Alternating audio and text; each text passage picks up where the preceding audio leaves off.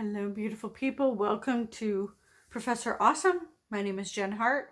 Thank you for joining me.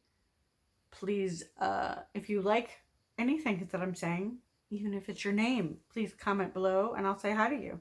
And maybe we'll chit chat about mindset and manifesting and all that magic of the world. Today's topic: what are you focusing on? Part of manifesting is conscious manifesting and subconscious manifesting. Most humans who are not aware of metaphysical laws, people go about their life willy-nilly and they blame the external world for what's being created. And that's not true. We have a huge part in the way we feel and see the world by our internal system here, our little computer. It's a very adept and astute computer that holds all of the information since you were born. Whether or not you can retrieve all that information remains to be seen because we just don't use that much brain power.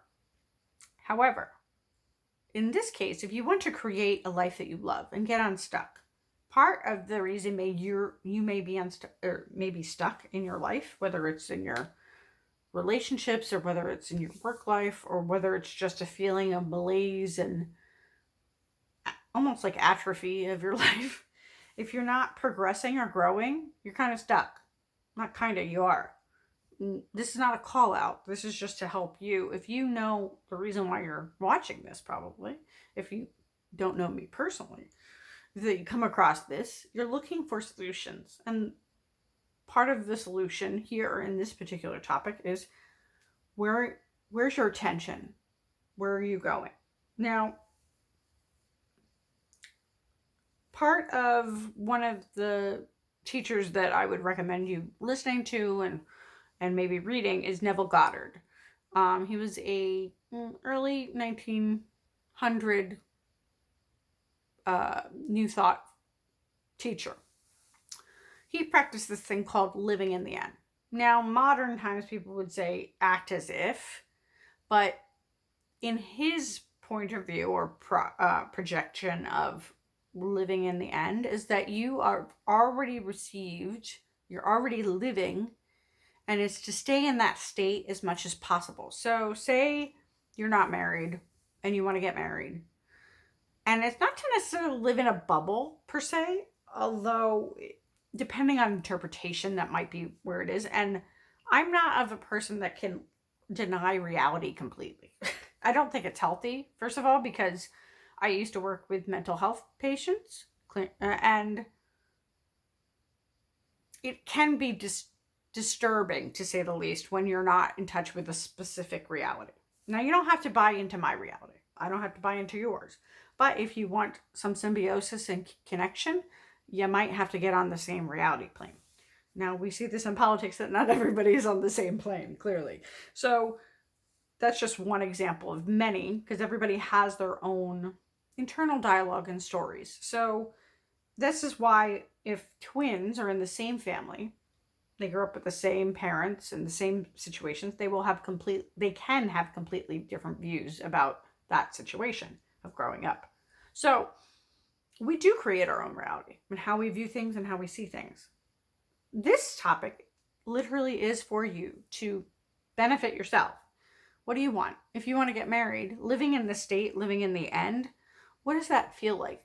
Create a picture in your mind of what being married is. Or for me, if I choose to want to be married, there's a lot of emotional and intellectual freedom. There's a lot of freedom to be myself and my partner. I hope he would be able to feel comfortable to be himself. There would be a lot of connection in terms of mental, physical, spiritual, whatever you want to call that stuff. Intimacy on all levels, like from intellectual intimacy, emotional intimacy, physical intimacy, like those all the things. And then in a picture of that would be maybe going to the grocery store with my partner, having a great time, like laughing our asses off at Target and like just doing life as positively and connected as possible. So, and I would conjure up, so to speak, an imagination is where creativity will create can help create an outcome. I'm not trying to get all heady here. I'm just trying to give you a quick tip. So in this aspect of, like, say you kind of have to know a little bit of what you want. Now, this can be tricky because a lot of people don't know what they want, and I'm going to do another video on that soon. But this particular point of view or thought process is if you get what you focus on. So if you're depressed, where are your majority of your thoughts? Are they negative? Are they thinking that the world is shitty or you're shitty? Or where are your thoughts? Now, most people are unconscious most of the day, so it's getting in touch with the present moment. And then you can see what have you been feeling, because your feelings tend to just be feedback. Sometimes they're alarm systems, and sometimes they're old patterns of thought that keep coming up. And this is how you change your reality as well, because you can see, like, say, a particular situation with two people, whatever, and you see them arguing, and you don't know their story yet because you haven't gone to talk to them for whatever reason. You're making an assumption in your brain about what they're saying and what they're arguing about. Depending on what the topic is, and if it's one man saying that this chick stole his money, and you're gonna not like her in that scenario. Or if she said she needed to save her animal. I'm making shit up, obviously. But this is hopefully going to point you in the direction that I'm helping you see, is that your perception of something will create a different reality for you. And that's just one snippet of a part of your day, perhaps, if you just happen to run past people that are arguing, so to speak. This gives you power. This gives you power for a couple of reasons. So say if you're being antagonized by somebody, and it's uncomfortable, it's not pleasant, you can come at it with a point of view about you want healthy interactions with people. You want it to go smoothly. You want to be seen and heard, and you want them to be seen and heard as well. You want to feel connected to people.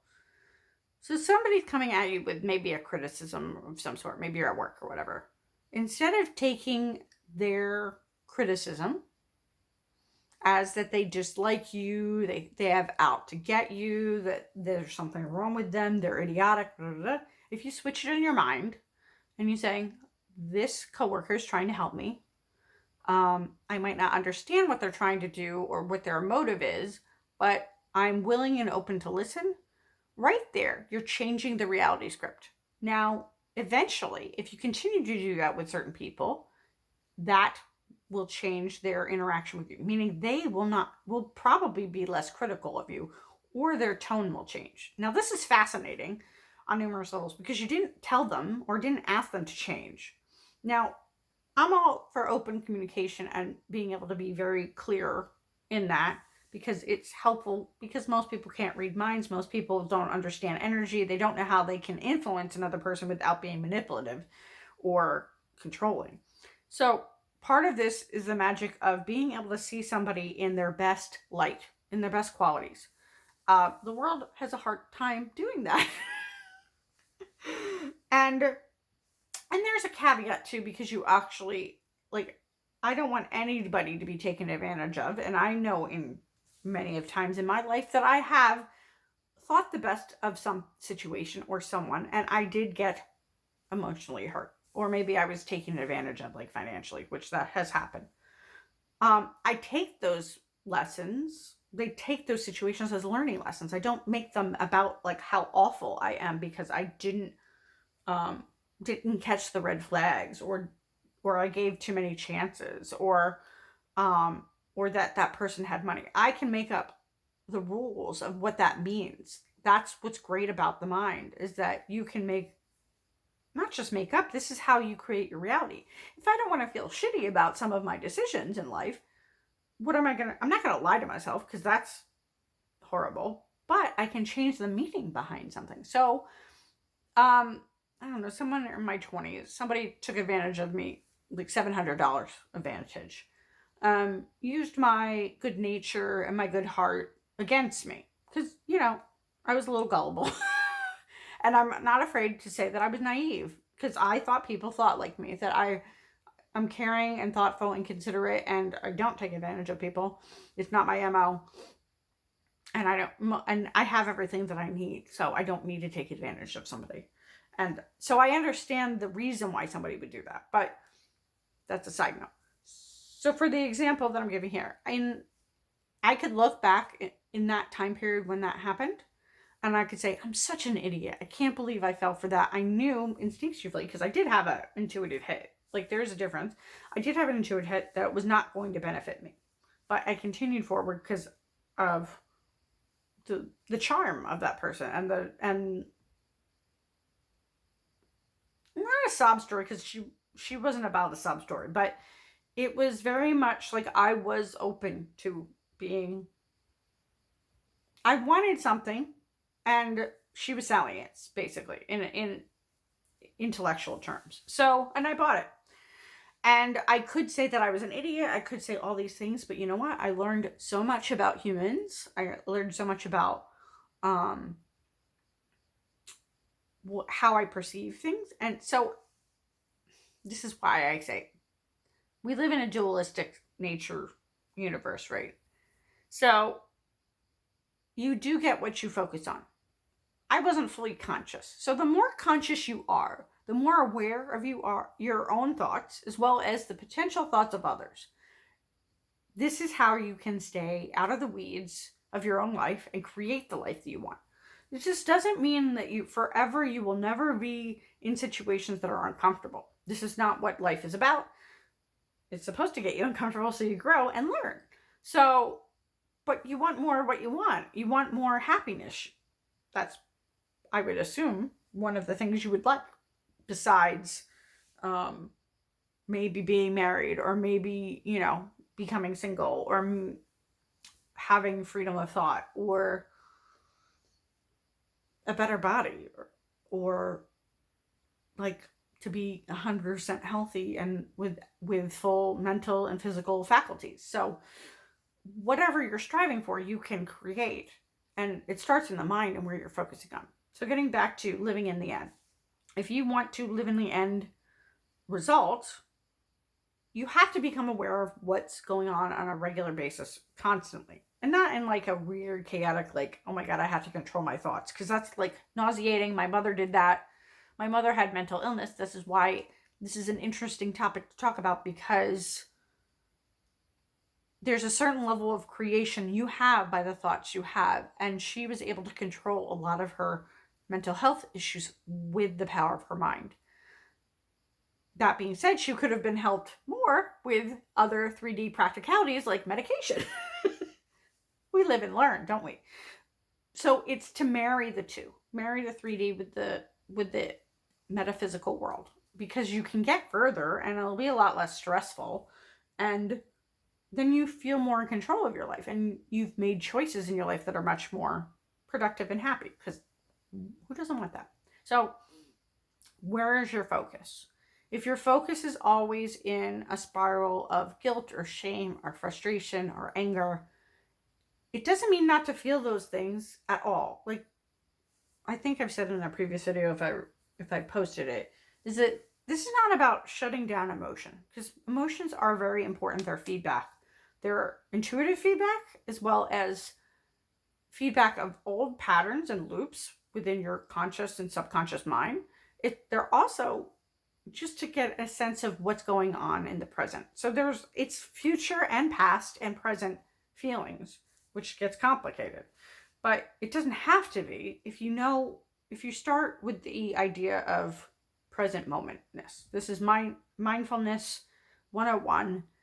It's used in many psychological healing modalities. It helps with being able to get unstuck from old patterns of your life. So if you want to be happier in your relationship, say with your friend, to be consciously aware of what you're doing and consciously aware of what they're wanting, if they've expressed it, you can give it to them. Like if my best friend has told me she wants to talk to me a couple times a week, well, we already have an open exchange. So there's not a lot of need per se, but I'm trying to get to a better description. You get what you focus on. So if you're complaining and or ruminating about things, to get to the present moment, I would suggest taking a rubber band of something and snapping against your arm or a sensitive spot on you. It might be easier if it's something that, if you have sensitivity in a certain area, that might be a good place. But it's to start pairing if you're starting to go into a loop, a mental loop, and it's not in the direction you want to go. So you want to be happier. You want to feel more content about living on a day-to-day basis. You're not going to want to necessarily focus on all those thoughts, those negative thoughts, those just icky stuff that might not even be yours. They could be old patterns from your parents or caregivers or whomever. So that's why this present moment stuff, like, I'm not big on meditation, but I am big on present moment. I don't have the patience for meditation, and that's probably why I need it more. But in terms of present moment, I know how to focus in the present moment. I know how to be present with someone else, fully present in their whole system, their energy, their emotionality, their physicality, and be present. And that's a good technique to learn about yourself too, because then you can get to where you want to go. So I know I've been all over the map, and I hope this is helpful. Well, I know it's helpful, but I hope the way I've described it. So say you're depressed and you don't want to be depressed anymore. And this is not like the full stop, complete 100% how to get rid of depression. This is just the mindset piece that you would probably do with a therapist, or you would work as closely as possible to get to this place with a therapist. But the whole idea that the more you become present about what you're thinking, you can change at least the physical, emotional outcome, and then that will translate into future manifestations. So if you think that all men are cheaters, or all men are, I don't know, narcissists, or all men are this or that, you will probably meet a lot more than someone who doesn't have that thought process. It's just kind of weirdly statistically accurate of how your brain sees the world and how much it is attracting and seeing that. And that's part of, I think I said it again, the way the brain compartmentalizes also just seeks out the thing that you're being presently aware of. So if you want to date, say, for example, you have to clear up all that stuff. And part of that is being present with your mindset to go, again, I said it again in my head, or I said it to my friend. There are no good men in the world. So you have to stop that pattern. And stopping that pattern with something physical to bring you back in the present moment so you can check yourself before you wreck yourself. This will help you manifest what you want, because then in that moment you can start changing the pattern, which I said earlier is how we learn. So you can change the pattern to saying, and this might be uncomfortable, so you're kind of baby stepping and learning where your edge is. So if saying, maybe your brain was saying all men are narcissists, all men are awful people, bring it back a notch. And if you can't say all men are amazing and creative and doting and sensual and thoughtful and caring and compassionate and empathetic, if you can't get to that end of what you want, say, if that's what you want, you have to baby step it. So I can see where there are some men in the world that are not narcissists, or whatever your story is,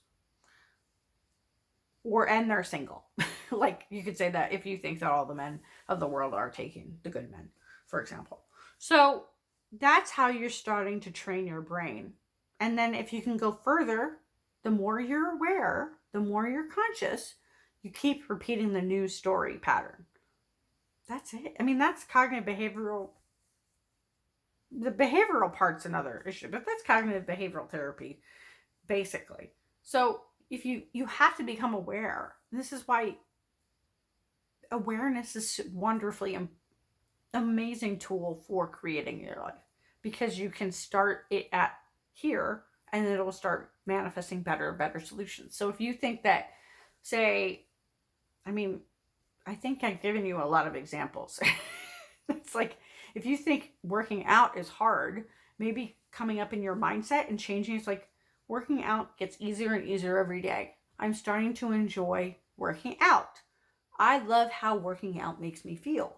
Working out is so good for my body. Oh my God, working out makes my butt look so good. Oh my God, I have a great body because I worked out. Do you see where the thought patterns transitioned? This is what you do with yourself so you can create the life that you love. I hope this was helpful.